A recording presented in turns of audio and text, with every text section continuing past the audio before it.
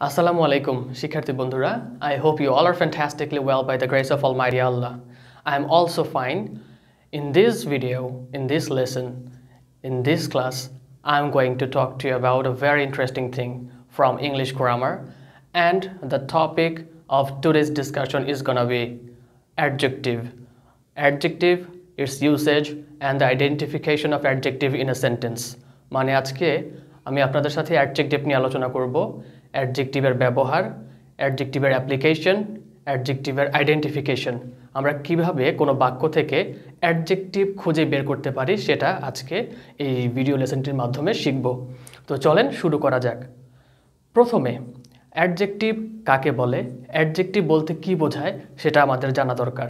Adjective বলতে বোঝায় কোনো ব্যক্তি, বস্তু, প্রাণী কিংবা স্থানের দোষ, গুণ, অবস্থা, পরিমাণ কিংবা সংখ্যাকে যে ওয়ার্ড দ্বারা প্রকাশ করা হয় সেই ওয়ার্ডটাই হচ্ছে adjective.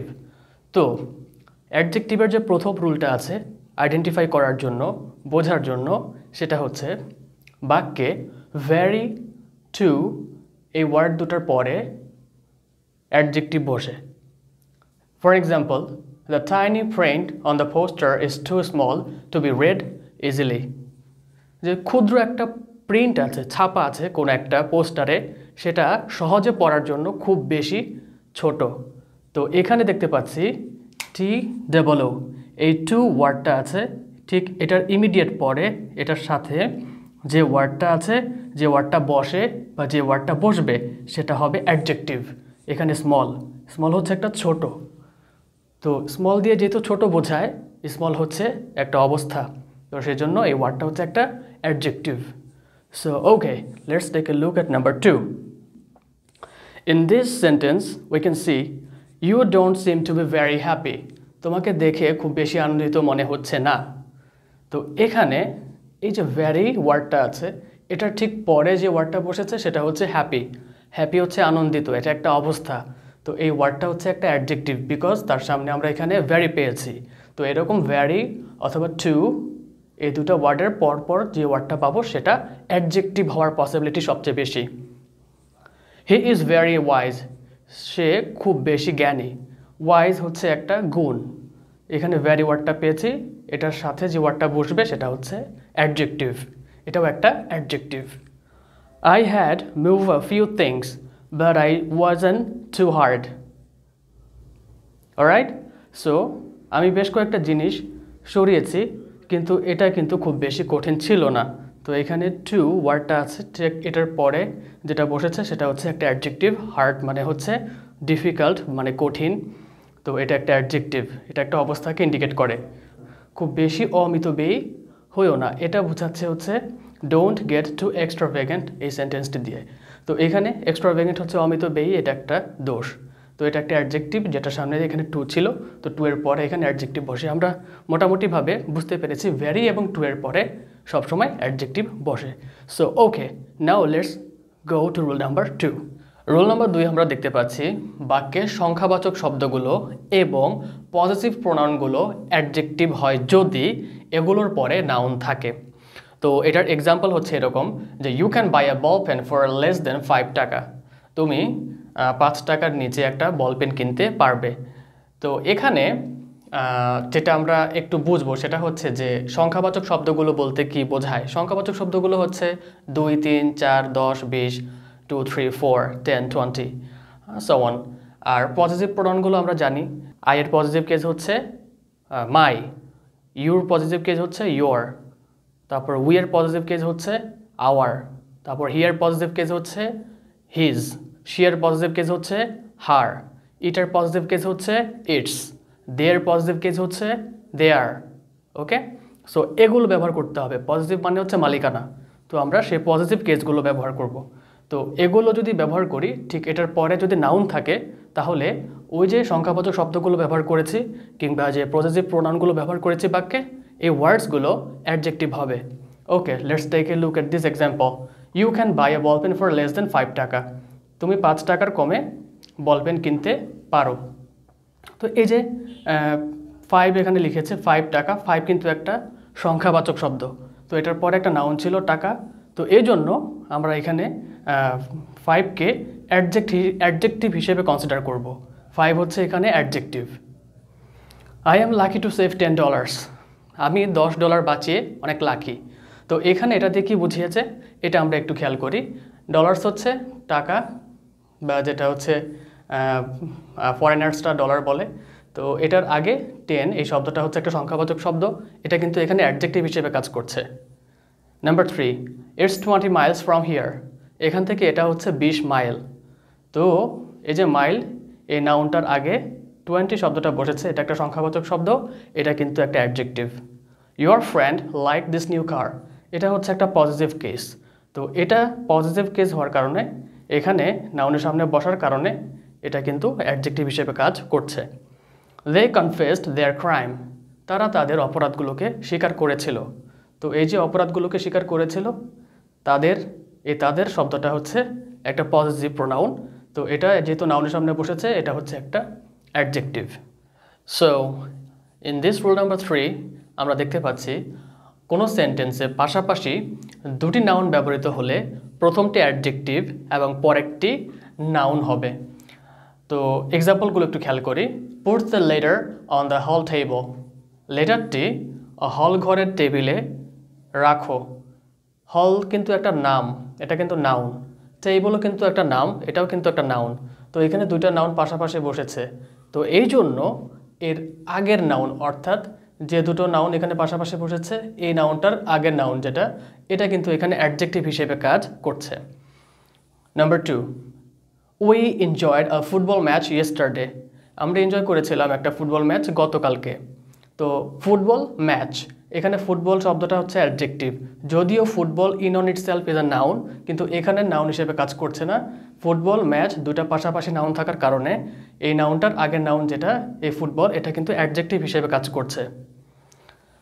Number 3, a train journey is pleasant, একটা ট্রেন জার্নি কিন্তু খুবই মনোমুগ্ধকর, খুবই সুন্দর। তো এখানে জার্নির আগে এই শব্দটা একটা নাউন, এই দুটো নাউন পাশাপাশি বসার কারণে সামনের যে নাউনটা আছে এটা অ্যাডজেক্টিভ হিসেবে কাজ করছে।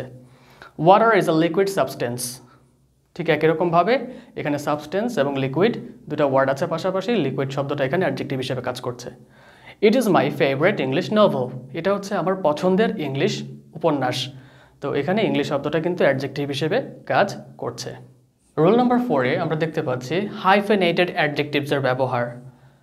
একাধিক নাউন হাইফেন দ্বারা যুক্ত হলে এগুলো অ্যাডজেক্টিভ হিসেবে কাজ করে এবং তাদেরকে হাইফেনেটেড অ্যাডজেক্টিভস বলা হয়। এগুলোর সাথে অ্যাস, ইয়েস কিংবা অ্যাপোস্ট্রফি অ্যাস যুক্ত হয় না। এটা আমরা এক্সাম্পল একটু খেয়াল করি।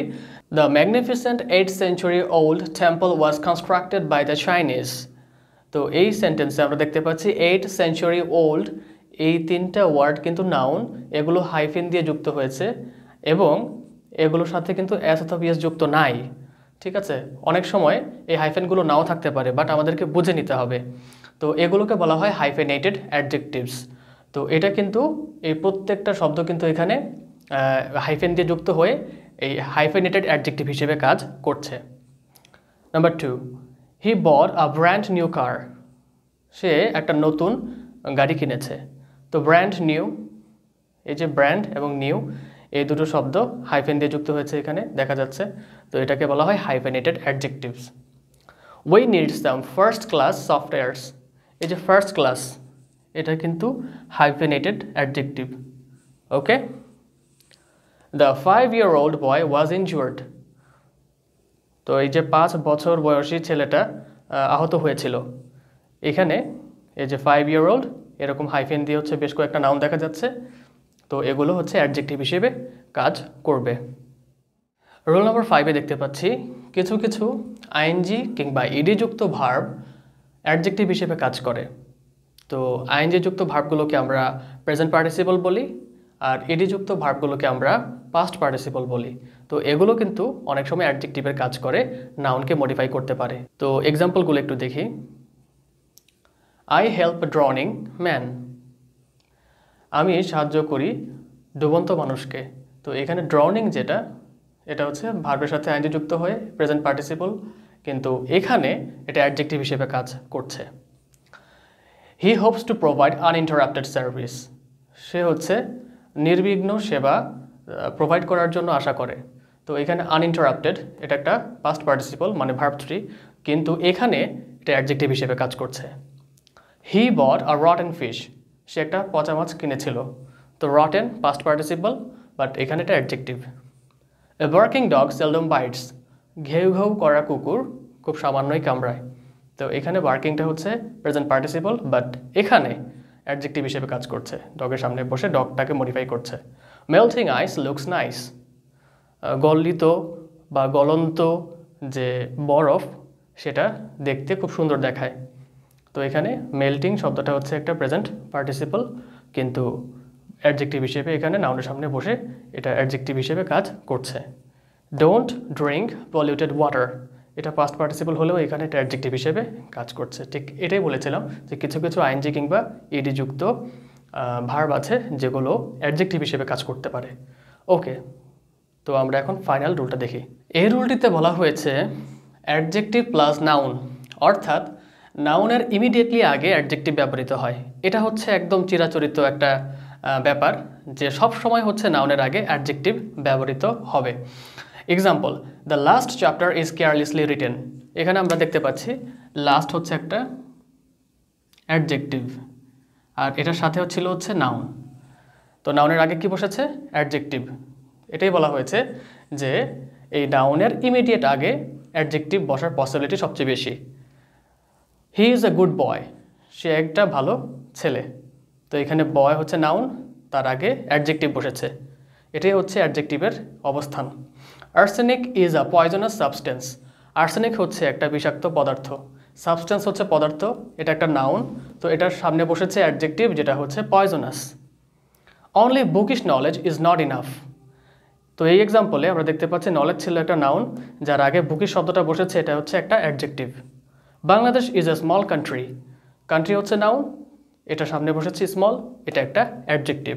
তো আশা করি এই লেসনটি থেকে আপনারা অ্যাডজেক্টিভের ব্যবহার, এগুলোর অ্যাপ্লিকেশনস এবং আইডেন্টিফিকেশন খুব ইজিলি করতে পারবেন, এবং এই গ্রামার লেসনটি থেকে আপনারা আপনাদের যাবতীয় সমস্যাগুলো নিজেরাই ফাইন্ড আউট করতে পারবেন। ফিল ইন দ্য ব্ল্যাঙ্কসের ক্ষেত্রে কিন্তু অ্যাডজেক্টিভের আইডেন্টিফিকেশন খুব বেশি গুরুত্বপূর্ণ। তো এই জন্য হচ্ছে এই লেসনগুলো, এই রুলসগুলো খুব ভালো করে ফলো করবেন, খেয়াল করবেন। বাস এই প্র্যাকটিসগুলোর মাধ্যমে হচ্ছে খুব সহজে আপনারা অ্যাডজেক্টিভের সঠিক ব্যবহার করতে পারবেন। আজকে এতটুকুই, সবাই ভালো থাকবেন, আল্লাহ হাফেজ।